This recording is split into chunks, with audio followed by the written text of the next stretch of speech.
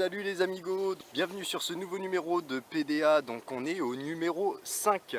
Donc cette semaine on se dirige sur les traces du duc de Padoue et on va faire une petite annexe sur Napoléon, histoire de rafraîchir un petit peu les mémoires. On va commencer quand même par un petit peu de détection, on prend le matériel et on y va, c'est parti. Petite pièce.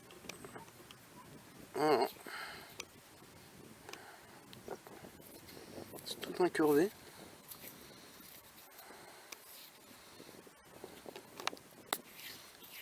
Alors là, jamais vu ça. Il y a des reliefs grâce au nettoyage.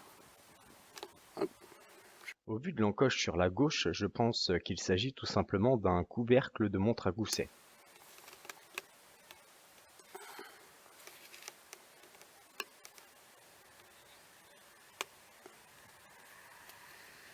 Difficile à dire.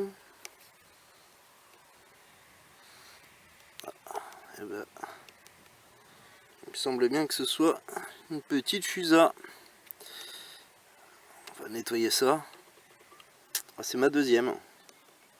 C'est ma deuxième. On trouve pas tout le temps.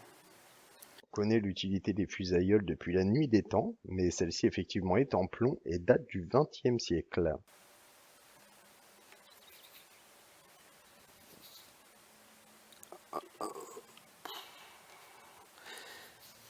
Alors là, mes petits amis. Alors, ça c'est un petit potin.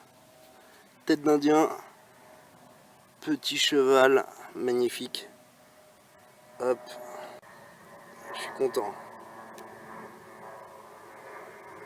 En fait, c'est surtout, comment vous expliquer ça, on voit pas apparaître dans toute l'histoire du village, on voit pas apparaître de Gaulois. Donc voilà, là ça nous donne la certitude comme quoi il y avait des Gaulois. Donc là ça c'est vraiment cool. Vraiment, vraiment, vraiment. Petit potin gaulois dit à tête d'Indien de la tribu des Sénons, environ un siècle avant Jésus-Christ. Et donc nous partons sur les traces du duc de Padoue. Ce nom vous évoquera sûrement rien, et pourtant. Campagne d'Italie, campagne d'Égypte, Syrie, siège de Jaffa, siège de Saint-Jean d'Acre, où il recevra un coup de feu au cou, artère carotide biaisée, col de Saint-Bernard, campagne d'Autriche, etc., etc., jusqu'à la bataille de Paris.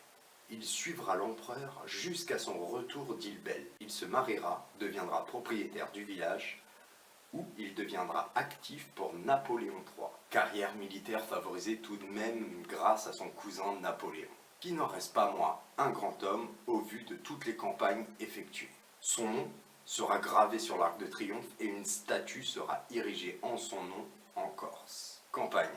Voyons de plus près l'intérieur de celle-ci, mais pour ça, Suivons un jeune artilleur corse basé à Toulon qui, sous ses conseils, Dugommier reprendra les forts et fera fuir les troupes anglaises. On le retrouve à Paris, sans commandement, où il fera la rencontre de Barras, qui le nomme chef d'état-major pour repousser les royalistes dans Paris. On dira qu'il pourra voir le blanc des yeux de ces Parisiens avant de donner l'ordre de tirer à la mitraille.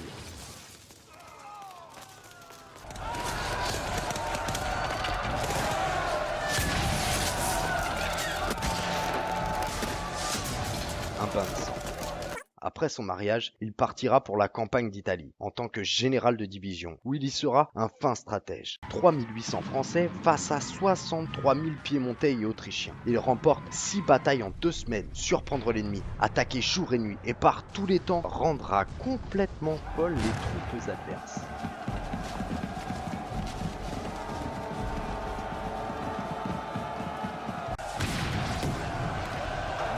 L'Italie des Autrichiens, on le voit comme le libérateur invincible. Réel manipulateur, il crée lui-même les journaux où il raconte ses propres exploits. Il pousse ses troupes jusqu'à Vienne, où il ira négocier la Belgique, la rive gauche du Rhin et un grand morceau d'Italie. À 28 ans, il revient en France avec un traité qui met fin à la guerre en Europe. Retour triomphant. Le Directoire le charge d'une expédition militaire et scientifique en Égypte, prise d'Alexandrie puis le Caire, face aux Mamelouks, seulement armés d'épées et de chevaux. Soldats, du haut de ces pyramides, 40 siècles vous contemplent.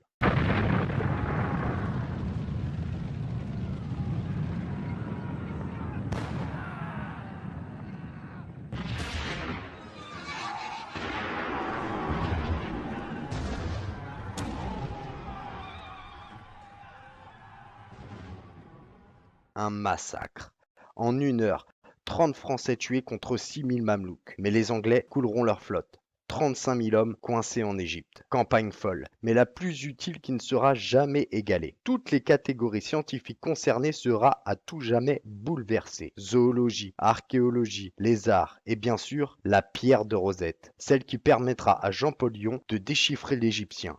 Arrivé en Syrie, il se replie après plusieurs jours de siège à Saint-Jean d'Acre. La peste, la dysenterie vient s'installer au sein de l'armée. Napoléon prépare son départ à l'insu de tous pour rejoindre la France. Désastre militaire, mais triomphe médiatique.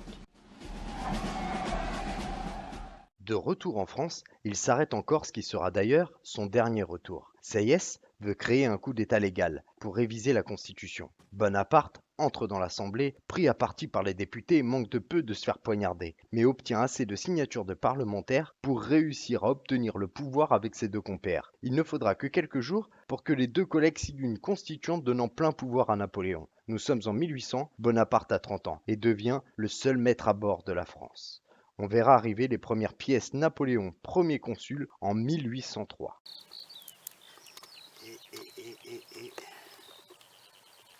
Une petite napo.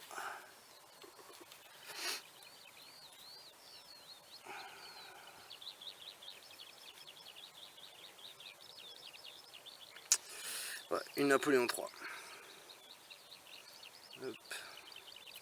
Napo commune, hein. Mais bon. Pour un petit numéro spécial Napo, ça fait plaisir. Et un petit Napoléon III de 1855, atelier M, donc Napoléon III, 5 centimes, Napoléon commun. On a pris un gros trou de dinosaure. Bon, je pense que... Voilà.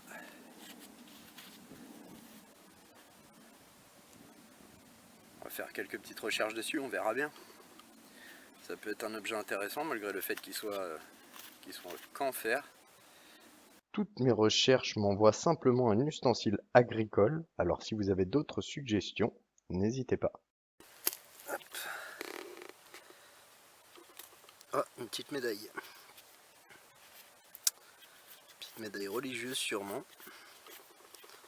Hop. Bah écoutez, on va nettoyer ça. Et une petite médaille religieuse de 1832.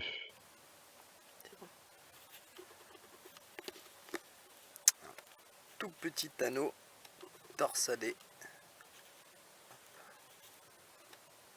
Tout mignon. Et un petit anneau torsadé, alors il faut savoir que normalement ces anneaux torsadés étaient pour les rideaux, donc petit anneau du XXe siècle. Hein. Oh putain de merde. Attends. Oh spin. Attends. Liberté qualité. Bah ouais, je crois bien que c'est une pièce en or. Alors j'en ai jamais fait, je sais pas, mais pour que ça brille autant. Non, je pense pas. Il me semble que c'est une différente coque et que...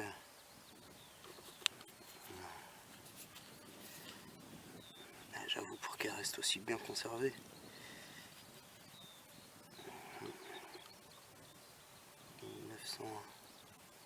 Et donc nous voici en présence d'une Difrancoque de 1901, très abîmée malheureusement, mais qui est à 90% en or. Ça reste la pièce en or la plus gardée dans les foyers français. Donc on va faire un petit peu le tour de tous les objets où c'est qu'on n'a pas forcément filmé, qui n'en valaient pas forcément la peine. Donc il y a une petite feuille de plomb où j'ai retrouvé sa partie secondaire manquante à 50 mètres plus loin, avec une petite fleur, pareil, de plomb. Une petite rouelle avec toutes les légendes qu'elles entourent. En tout cas, je pense pas que celle-ci fasse partie des pré-monnaies, car elle doit peser 4 grammes de plus que toutes celles en plomb que j'ai pu voir sur certains sites. Alors j'ai pris l'habitude de faire 3 sachets. Un sachet de déchets communs avec les canettes, etc.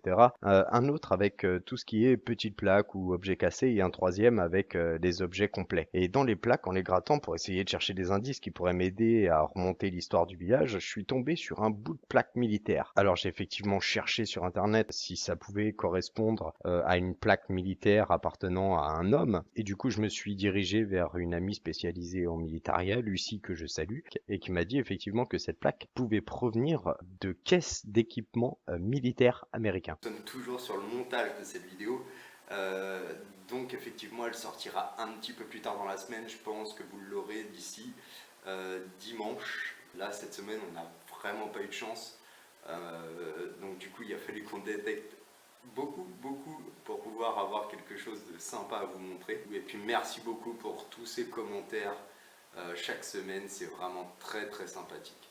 Je serai, si tout va bien, je touche du bois, je serai effectivement donc au rallye dans l'Essonne derrière Étampes, qui se déroule le 23 et le 24 septembre. Et ça donnera l'occasion pour certains qu'on puisse se rencontrer IRL. Merci beaucoup, encore une fois, on se dit à la semaine prochaine et d'ici là, portez-vous bien.